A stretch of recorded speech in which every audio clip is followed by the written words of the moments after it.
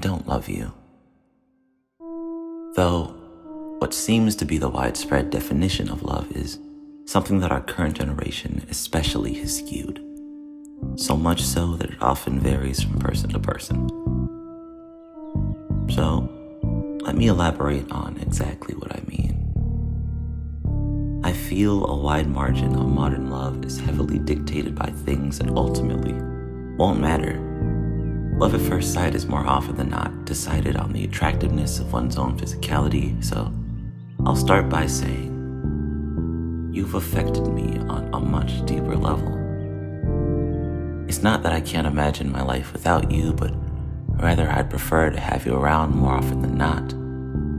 And in times where I must be away from you, I find myself admiring you from a distance, understanding that this journey through life you are walking is your own, and I'm simply looking on as I tread in the same direction.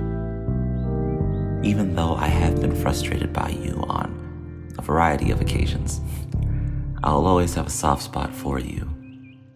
I'll remember the humanity that causes us to be imperfect in the first place and be reminded that from any issue we will always grow. Your growth being a spectacle to me. Whether I am directly involved in it or not, seeing you become the person that God ordained you to be is a blessing that others yearn for. As you grow into a stronger, smarter, and more whole individual, I can imagine God's giddiness simply knowing that you are His.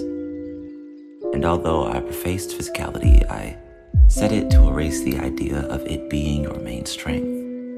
As your entire existence is a universe on its own, I did not want to belittle the expansiveness of you as a being, but I feel I'm still learning to love you simply because I'm still learning who you are.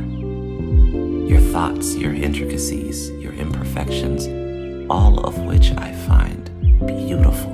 You are beautiful, so wonderfully made in God's image that I can't quite put words to the atmosphere immediately surrounding you. A smile so beguiling it moves me to silence, and eyes so gentle and fierce that looking away seems to be my only option. Nevertheless, my love isn't perfect.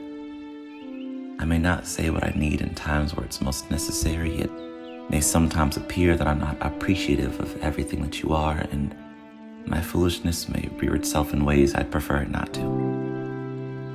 But I will never lose sight of your uniqueness.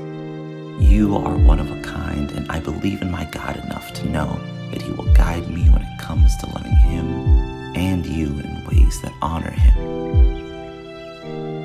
And in my foolishness, I tend to love blindly regardless, so I can guarantee that on days when you don't love yourself as much as you should, when you feel as though you are not good enough, when you are almost certain that you are surely an irredeemable person, I will remind you to lean on me. Because I will love you enough for the both of us.